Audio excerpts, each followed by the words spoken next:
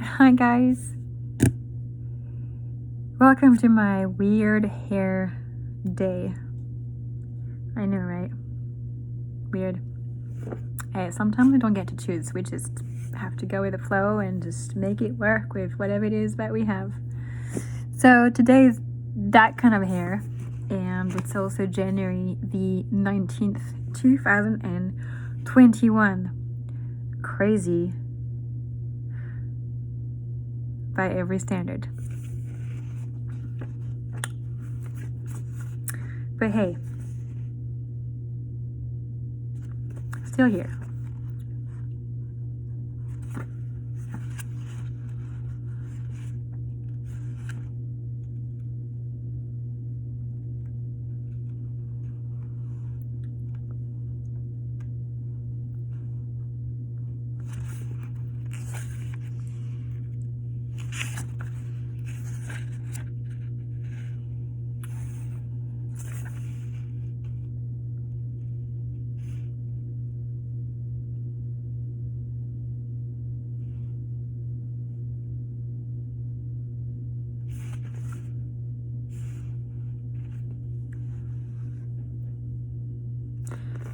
It smells in here.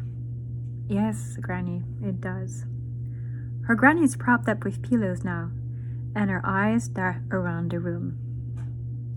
Who's here? Severine asks, but she's ashamed of the question. She should be saying, rest, your mind is broken. There are no ghosts here.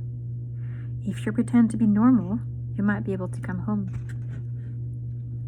She listens to the familiar roll call of ghosts like she did when she was a child.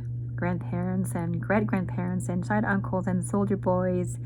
Brigitte, who built their house and hangs around at the back, almost out of sight, so her granny says.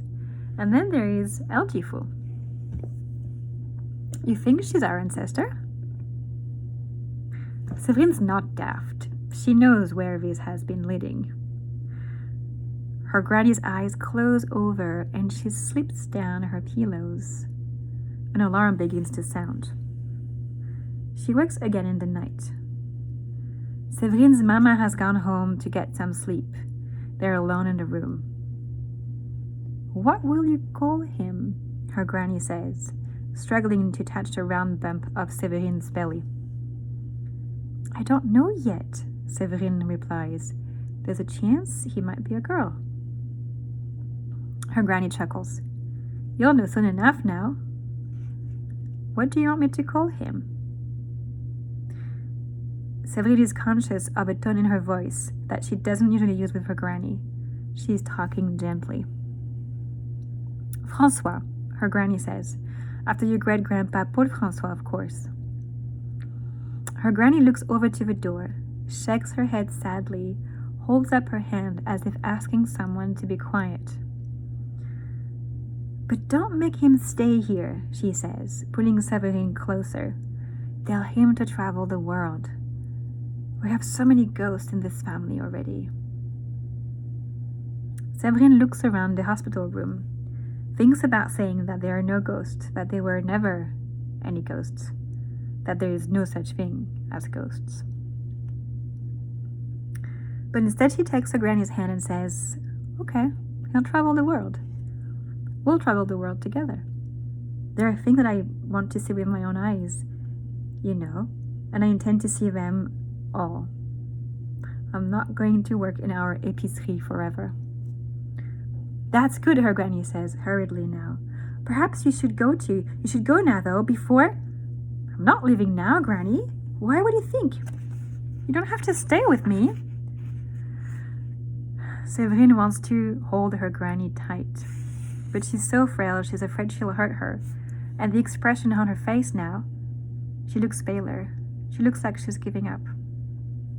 It's okay, Granny, she says, tears filling her eyes. Stay with me. I'm not going anywhere. I'm not going to leave you. Please, I can't do any of this without you. Her granny's eyes close and Severine starts to panic.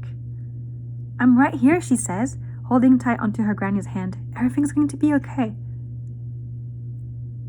Do you want to see me again? It's such a faint whisper, Séverine doubts she heard the words right. What? Her granny's eyes open, her expression now different to any she's seen before. Do you want to see me again? Of course I'll see you again. I'm staying here. You don't understand. There's a price to see ghosts. Oh, you're going to be okay. I dreamt of traveling once. I'll call the doctor. Don't you dare. Her granny stifles a laugh, pretends to look stern, but it's not her natural countenance. She can't keep it up for long. You're not going to believe me, she says, but please listen anyway because you need to hear. Her eyes close over again. Séverine looks around for help, thinks of reaching for the alarm, but something stops her. You can see me again, she says, if you want to. It's a choice. You'll have to make a choice. It's okay, Séverine says, uselessly. You'll be okay. I need you. Baby François needs you. She feels alone, desperately alone. Her granny smiles, open her eyes.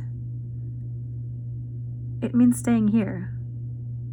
I've told you, I'm not leaving this room until you're better. Her eyes close again. Look for the comets, she says.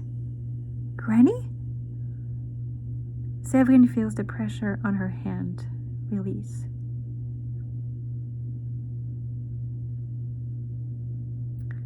Séverine's granny doesn't wake up again after that. A series of strokes kill her in her sleep shortly before sunrise. But when Séverine wakes up in the chair next to her granny's bed, it is not the nurses rushing into the room that she chooses to see. She doesn't even look at the dead body, her granny's expression still lingering on her lips. Standing in the corner apologetically, Antoine looks the same as he did in the photos. He's still not quite a man. Hello, she says. I'm sorry about this, he smiles. And there they all are, crowding into the room, too many for her to count, surrounding the bed where her granny has died, and greeting her as they pass with a look of wonder, a hand to her shoulder, and a wry smile at the inevitable. They are ghosts, she thinks to herself. François, says great-grandpa Paul François as he takes her hand and winks at her belly. It's a good name. I like it. Séverine opens her mouth to reply, but has no idea what words to speak, and besides, she's trying not to cry. Then great-grandpa Paul François turns to the bed to stroke her granny's hair and gently kiss her forehead as if she were his daughter, which Séverine realizes, of course she is.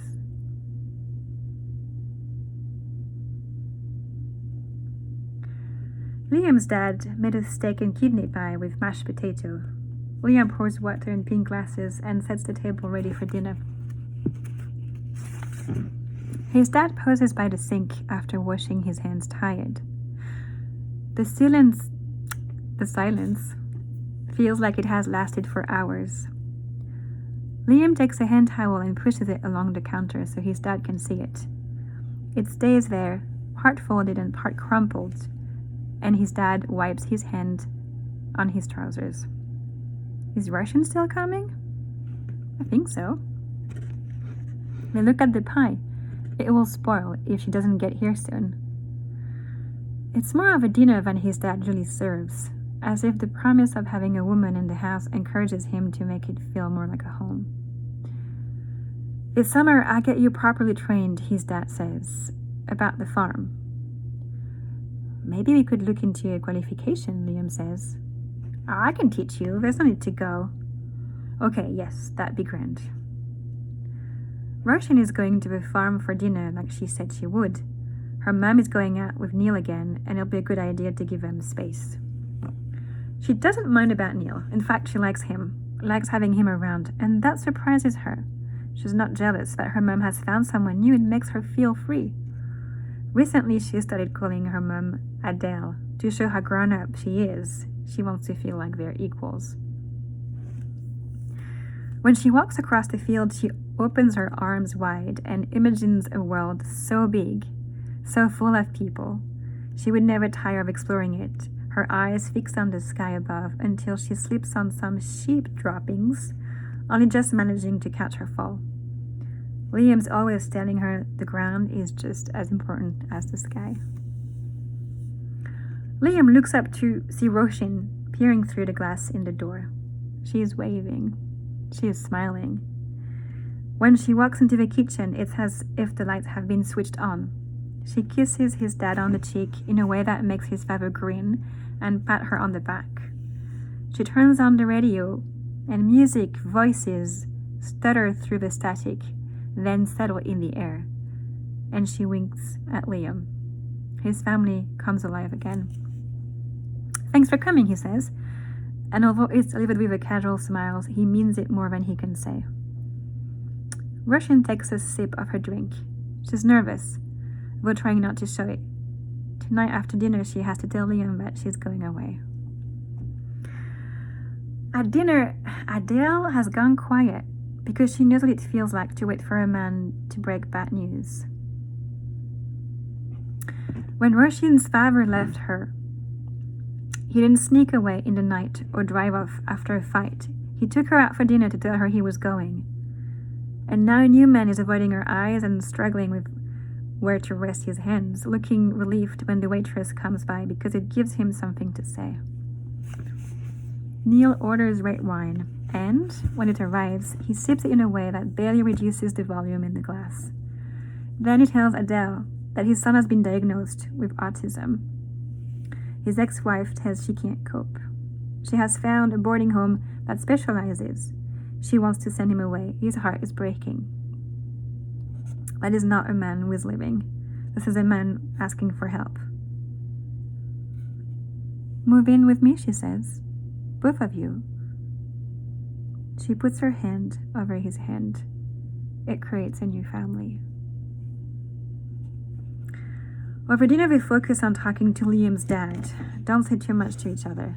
They both understand caution. It has been this way for several years now. They're scared to act like cousins because then they would be acting like they were close, and they have to hide how close they really are. Liam accidentally brushes Roshin's hand when he's passing her the mashed potatoes. He immediately apologizes. The way he feels makes his face burn. Amo, amas, amat. His dad doesn't notice. When the dark starts to seep in through the window in the back door, Liam stands. Plates clatter into the sink. His dad wishes Roshin a good night, and then they're alone. She knows that it has to be now. She turns the radio off. Something about this makes Liam's throat dry. No, now, I can't wait, he says. He speaks through breath that is fast and hard, like a man's, not shallow like a boy's. We have to wait, just till the light's off.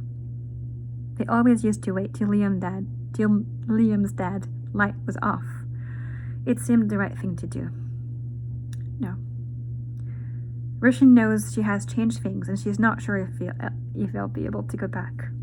She never intended her leaving to be a betrayal. Is this what happens when something undoubted becomes doubted? She lets him fuck her against the fence, her skirt hurriedly pulled up around her waist, his trousers around his ankles. Afterwards, he sits in the grass and puts his head on his knees. His sobs are the sobs of a boy. She does not know how to comfort him like this. She wishes she could. "I found it," she says. They haven't moved. They are both sitting on the trampled grass by the fence. "Do you want me to show you?" He takes the binoculars from her and follows her instructions. Nothing. "You have to keep looking. It's very faint. Look away from any nearby stars. Try to see just dark space and then concentrate." After a while, he makes out a smudge of light that could be anything. A bit of dirt on the lens, his thumbprint. Why London? He says. She doesn't answer. What answer can she give? But you belong here, he says. You could leave with me? He doesn't reply. I'm in it. After school, you could come to London too. We'll find a whole new world, you'll see. I can't! She's shocked into silence by the force of his voice. He never shouts. He's never shouted at her. I can't leave my dad, don't you see? He says, quieter now, trying to find words to explain. The farm, I need to help, and he's so sad. You could help too. You do, by being here. But Roisin knows she can't stay. Not now. Couldn't leave on a farm with all this weight of silence. Can't keep on keeping a secret like this. She doesn't want to live in the shadows, however much she wants to help. It's only 4 years, she starts to say, meaning her degree. But somehow she knows it's going to be more than that. This is a shite comet, he says. I can hardly see it at all. And the binocular makes a quiet thud on the grass. It's too far away. Give it some time, she says, hoping there might be some truth in what she is about to imply. It's Halley's comet. It always comes back.